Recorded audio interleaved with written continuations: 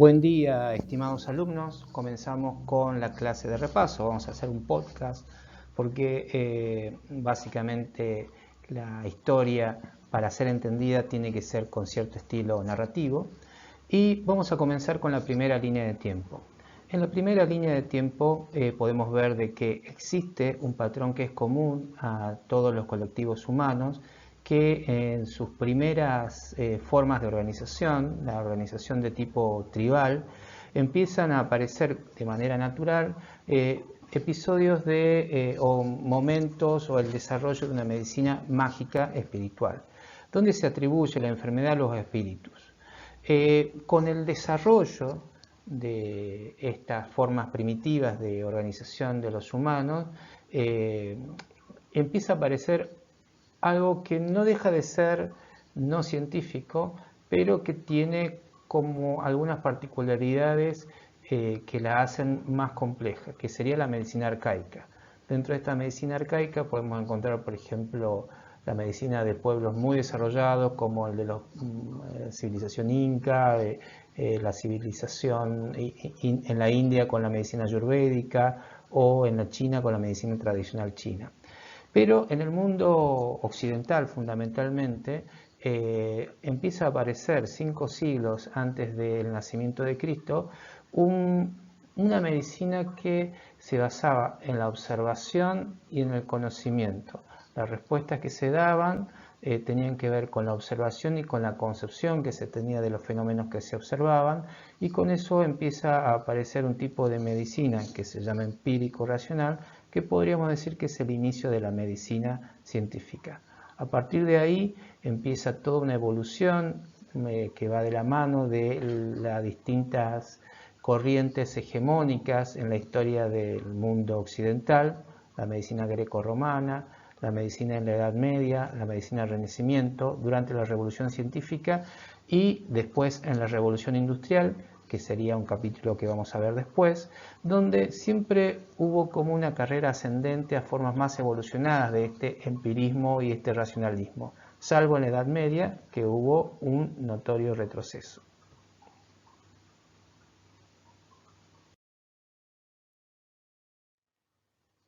Es interesante saber o reconocer que a pesar de que son formas de concepción de la medicina que tuvieron su origen en las formas más primitivas de organización de los pueblos, la medicina mágica espiritual y la medicina arcaica tienen hasta el día de hoy un impacto notorio. Quizás es porque nosotros no podemos desligar totalmente de la religión y de la concepción del espíritu a la enfermedad,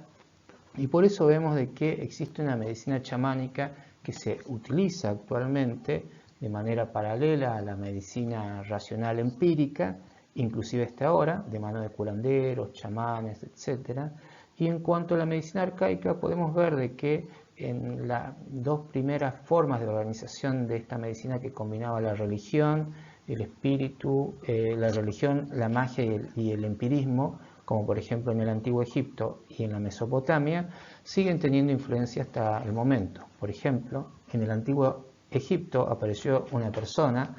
que era un sacerdote, que se llamaba Imhotep, que era un sabio, un arquitecto, que después fue deidificado a Dios Imhotep, el dios de la medicina, cuya influencia en cuanto a los conocimientos que generó y en cuanto a su figura tuvo impacto en el mundo griego y tuvo impacto en el mundo romano.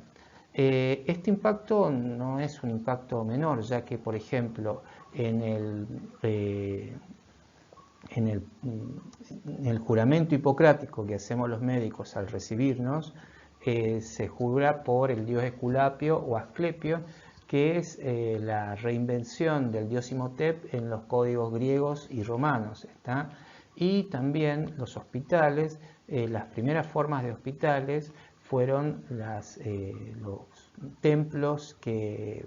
hacían culto a este dios. Así que, es decir, de hecho, los primeros hospitales hubo una ley que impidió que haya prácticas a otros dioses salvo el cristianismo, y estos templos que cumplían una función social se terminaron convirtiendo en los primeros hospitales y donde se formaban los médicos. Pero la medicina en la Mesopotamia, también con el Código de Hammurabi, empieza a tener muchísima relevancia en cómo era la perspectiva social del médico y el rol que tenía, como las responsabilidades asumidas en ese rol. Y en la antigua India y en la antigua China se desarrollaron dos tipos de medicina, la medicina ayurvédica y la medicina tradicional china, en la cual tuvo una impronta hegemónica en esas civilizaciones, y hoy por hoy la medicina tradicional china y la medicina ayurvédica siguen teniendo un espacio importante dentro de las prácticas médicas en todo el mundo.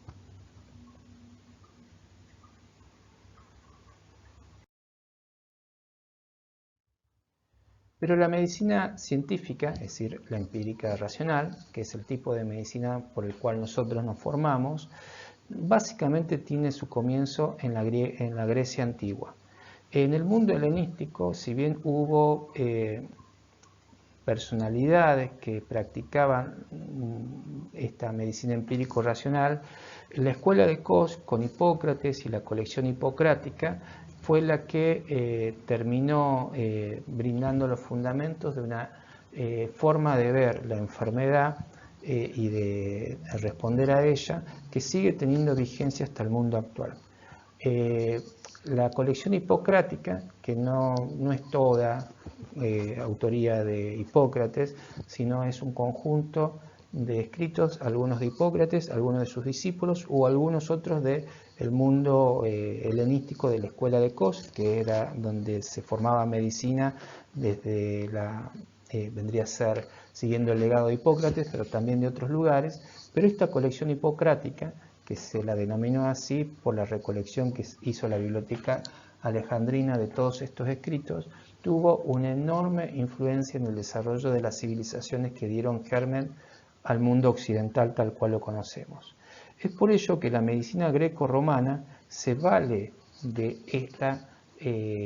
estos conocimientos. Pero en el mundo romano empieza a tener importancia otras cosas. Por ejemplo, que los médicos se debían formar en una escuela y que la urbanización tenía que ir de la mano de algunas mejoras que sostuviesen la salud de las personas: aguas, cloacas y baños públicos. En ese contexto, donde ya se empieza a ver la importancia de la salud pública, de medidas poblacionales, aparece esta persona, Galeno de Pérgamo, que hace una reinterpretación de la colección hipocrática y donde agrega algunos conocimientos propios, anatómicos,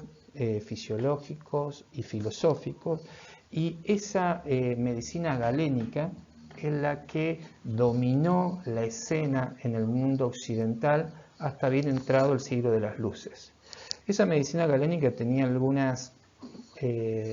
afirmaciones que no eran correctas. Por ejemplo, que la teoría de los humores, en realidad había una discusión entre por qué se formaban las enfermedades, que estaban la teoría de los humores, del neuma, de los átomos y de la plétora, y una concepción anatómica que no era tan correcta, que tenía algunos errores groseros, porque no se hacía sobre la base del estudio del cuerpo humano, sino sobre la base del estudio de los animales, y a partir de ahí se hacían deducciones de cómo debería ser en el cuerpo humano. La cuestión es que esta forma de ver la medicina es la que dominó ese tiempo. Y en la Edad Media, fruto de una serie de procesos políticos, por ejemplo, el nacimiento del feudalismo como forma de organización social, el cristianismo, en el cual tenía una visión de que todo lo malo surgía porque las personas eran pecaminosas, es decir, era mucho sentimiento de culpa.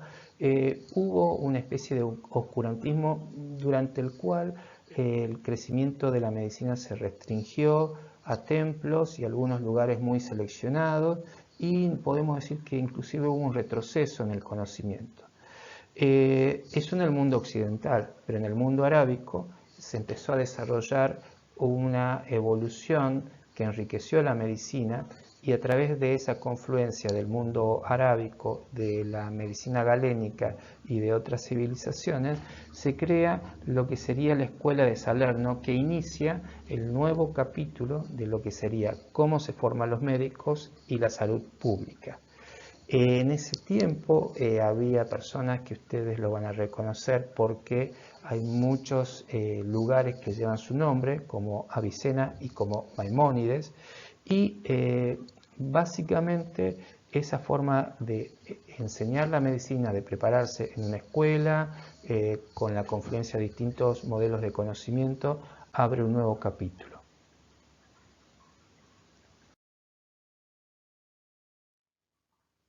El Renacimiento, que fue una corriente general, produce un aumento de las universidades, por lo cual la Escuela de Salerno ocupa un segundo lugar, cada vez más diluido en la formación de médicos, y termina el enciclopedismo. ¿Qué significa? Termina la forma de adquirir conocimientos únicamente a través de los escritos de Galeno, de Hipócrates o de algunos otros sabios, y empieza una etapa de exploración. En esa etapa de exploración, la anatomía y la fisiología ocupan el interés de las personas que querían conocer más, no tanto cómo responder a las enfermedades. Pero en ese tiempo, que fue muy rico en anatomía, si ustedes ven algunas figuras de la anatomía de Vesalio o de la anatomía de Leonardo, ven la enorme curiosidad que había por conocer el cuerpo y sus movimientos y cómo funcionaba. Este cuadro de Rembrandt es muy famoso, por eso tiene un montón de códigos ocultos, secretos, que en algún momento con más tiempo los podemos hablar. Y empezó a haber una división de las funciones de la práctica médica. Y empiezan a haber médicos, parteros, cirujanos, barberos. Los barberos era una calificación menor a los cirujanos. Se empieza a cuestionar el galenismo y empieza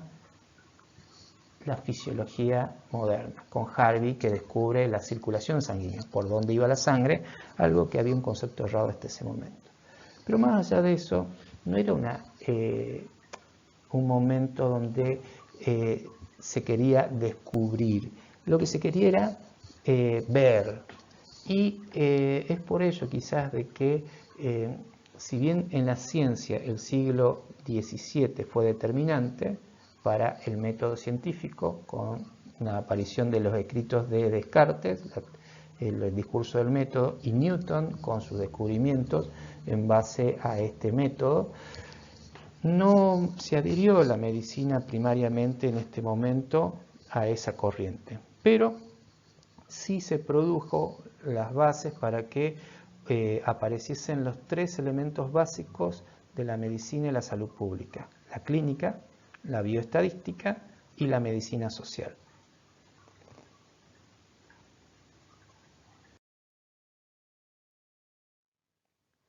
Es así que se llega a un momento, la revolución industrial, en donde después de ya así empezar a acoplarse un poco a esta forma de ver el conocimiento que había dado pie el siglo de las luces, y que también apareció la clínica médica, y según algunos autores, como por ejemplo Foucault, empezó a haber una forma medicalizada de ver la medicina, en la cual la clínica y los hospitales empiezan a tener un rol relevante en la sociedad. Aparece este fenómeno que se denomina revolución industrial, donde la estructura social cambia y cambian las necesidades. Empieza a haber una necesidad de responder de manera colectiva a los problemas de salud. Y algunos individuos, por ejemplo Villermé y por ejemplo Chadwick, lo hacen tratando de tener primero conocer cuál es el impacto de la distribución inequitativa de recursos en el proceso salud-enfermedad. Chadwick realiza este informe, el reporte sanitario, que crea la Ley de Salud Pública inglesa y evoluciona en un concepto que ya existía en Inglaterra, que era la ley de los pobres. Básicamente decía que debía haber un sistema de atención universal. Y por el otro lado, acá un nuevo personaje, Rudolf Virchow, elabora lo que sería,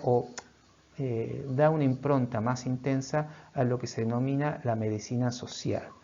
Todo esto termina en un nuevo movimiento que consolida lo que hoy conocemos como sistemas modernos de salud.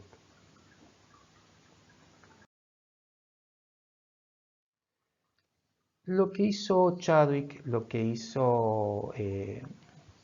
Virchow, empezó a crear una nueva necesidad y los estados debieron responder a esa necesidad. En la Alemania de Bismarck lo hacen a través de un seguro social, porque había una necesidad de disminuir las tensiones sociales, por los cuales se crea este seguro en el cual se brindaba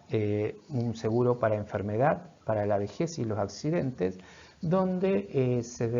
quienes debían pagar este seguro eran tanto los empleadores como los empleados. Y en la Inglaterra se empieza a gestar algo que termina en el año 1942, que básicamente es un sistema nacional de salud, es decir, un sistema de cobertura universal que el Estado Nacional era quien se hace cargo. También aparecen otros modelos, como el de los seguros voluntarios en Estados Unidos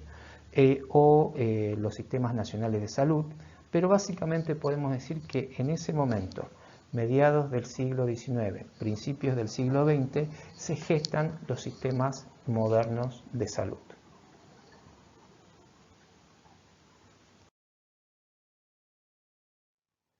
La historia en Latinoamérica,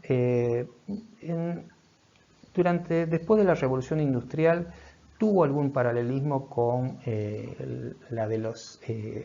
países industrializados, pero en sus comienzos fue bastante diferente. Obviamente la colonización marcó un cambio en la estructura social en América, fundamentalmente en Latinoamérica, y durante la época de dominación del Imperio Español empiezan a concebirse una idea de que los hospitales eran una parte esencial de cada poblado que se fundaba. Entonces podemos ver que tan temprano como el año 1502, es decir, apenas unos años después de la llegada de Colón a América, surge el primer hospital en la República Dominicana. Y en el año 1524 en México. Vemos la velocidad con la cual se conquistó el territorio español, por la cual un gran imperio como el Imperio Azteca, a los pocos años de la llegada de Colón a América, ya tenía instituciones españolas inmersas. Este Hospital de Jesús sigue vigente y empezaron a haber cada vez mayor cantidad de hospitales porque había una concepción que sí era novedosa, que era cada lugar nuevo que se fundaba debía tener un hospital y también de que debía haber los fondos para este funcionamiento. También otro fenómeno importante fue que en el siglo XVII, en el siglo XVI, empieza a crearse la orden de los hermanos hospitalarios de San Juan de Dios, que según el edicto real serían quienes se harían cargo de los hospitales en las Indias Orientales. Esto hizo de que el sistema de cuidados sea mucho más prolijo que en otros lugares y había una concepción de cuidado del enfermo mucho más evolucionada que en otros lugares del mundo en la América post llegada de Colón. Y antes de eso, en el año 1576, se funda el primer hospital en la República Argentina, en la ciudad de Córdoba, el Hospital Santa Eulalia.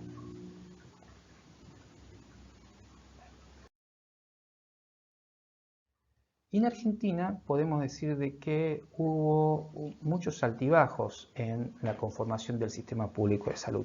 Como sabemos, el primer hospital fue en el año 1576 y lo que sería el germen del hospital de clínicas, que fue en realidad el primer hospital de la ciudad de Buenos Aires, a través de distintas transformaciones, fue el Hospital de los Betlemitas del año 1702, que después se transformó en el Hospital San Martín, no por San Martín el Héroe, sino por el santo San Martín. Pero estos hospitales no tuvieron influencia en el sistema de salud pública. Sí lo tuvo una institución que en la Argentina, la institución propia apareció con la creación del Virreinato de la Plata, que es el protomedicato. El protomedicato regulaba los aspectos de salud pública y la formación de los médicos. Eso se produjo en el año 1780, si bien a partir del año 1777 existía una normativa, Y eso fue lo que encargó, esta institución es la que encargó la creación de la Casa de los Niños Expósitos y la Escuela de Medicina, la primera Escuela de Medicina en el año 1801. Como esta corriente independizadora, el primer gobierno patrio, la independización y el germen del primer gobierno liberal de Rivadavia, había una predisposición en contra de todas las instituciones que se habían heredado de España. Entonces empieza a haber un decaimiento de este protomedicato y por lo tanto se empiezan a pensar formas de este nuevo espíritu liberal con instituciones que cumplen el rol que cumplió el protomedicato. Entonces, la UBA, con su primero departamento de medicina y después facultad de medicina, en el año 1821, la sociedad de beneficencia que se iba a encargar de la administración de lo que eran asilos de ancianos, asilos de niños, hospitales de mujeres, algunos manicomios y algunos hospitales como el Hospital Rivadavia, y el arreglo de medicina que básicamente incluía la Academia de Medicina y una Junta de Medicina, cumplirían en su conjunto estas distintas instituciones separadas la función del arreglo de medicina. Esta forma de ver fragmentada la atención, la formación y el control de los aspectos de salud pública nunca ha podido ser dejada de todo por el sistema sanitario argentino.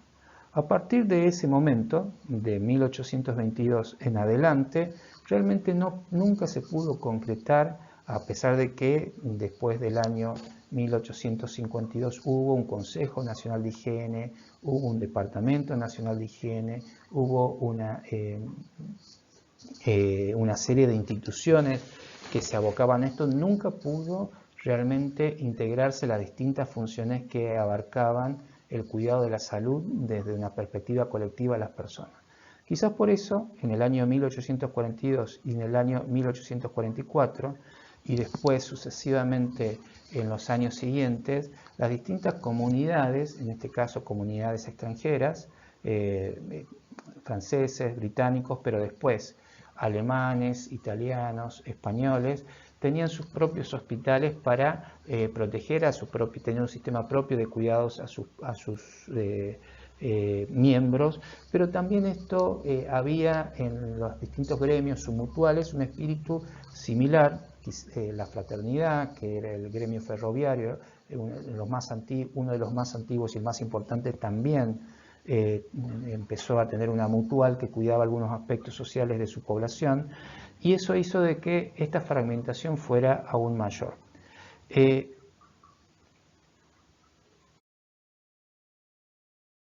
No fue extraño entonces de que se transitasen tantos años sin poder llegar a algo que era un consenso en todos los sanitaristas de la época de lograr una integración. Esta integración fue aún más difícil desde el momento en el cual la esfera de la sociedad de beneficencia, que cada vez tenía mayor importancia en el control y gestión de los hospitales, fue trasladada su función no al Departamento Nacional de Higiene o al Consejo Nacional de Higiene, sino al Ministerio del Interior o al Ministerio de Relaciones Exteriores según el momento. Por lo cual, la administración de estos hospitales nunca dependió de lo que sería la autoridad máxima en salud y por lo tanto la asistencia y la salud pública siempre estuvieron separadas. A eso se sumó de que Buenos Aires siempre fue díscolo en cuanto a asumir la autoridad del gobierno nacional, y a eso sumado que la mayor cantidad de hospitales estaban concentrados en Buenos Aires, hizo de que el proceso de fragmentación sea muy complejo de resolver. Pero en el año 1944 surge un proceso de renovación del espíritu que dominaba en ese momento. Fruto de eso, en el año 1946, después de 2 años muy agitados, asume la presidencia Juan Domingo Perón y empieza a tener, unos meses antes en realidad, rango de Secretaría de Salud Pública, que 2 años de la mano de Ramón Carrillo se convertiría en el año 1949 Ministerio de Salud. Y ahí sí hubo un gran cambio, una hegemonía como institución rectora del Ministerio de Salud Pública, con un enorme crecimiento, cerca del 70% de las camas a nivel nacional, con resultados sanitarios muy importantes. Y la otra cuestión que fue muy relevante, una hegemonía en todo el territorio nacional y un prestigio de los hospitales públicos que nacieron en esta época. Lo único que no se pudo resolver es la integración de lo que se conocía como el Instituto Previsional, lo que terminó siendo posteriormente la administración de las obras sociales. Por lo tanto, el camino de lo que se conocía como obras sociales y la infraestructura que se fue creando de las obras sociales con sus propios hospitales y la salud pública tomó caminos diferentes.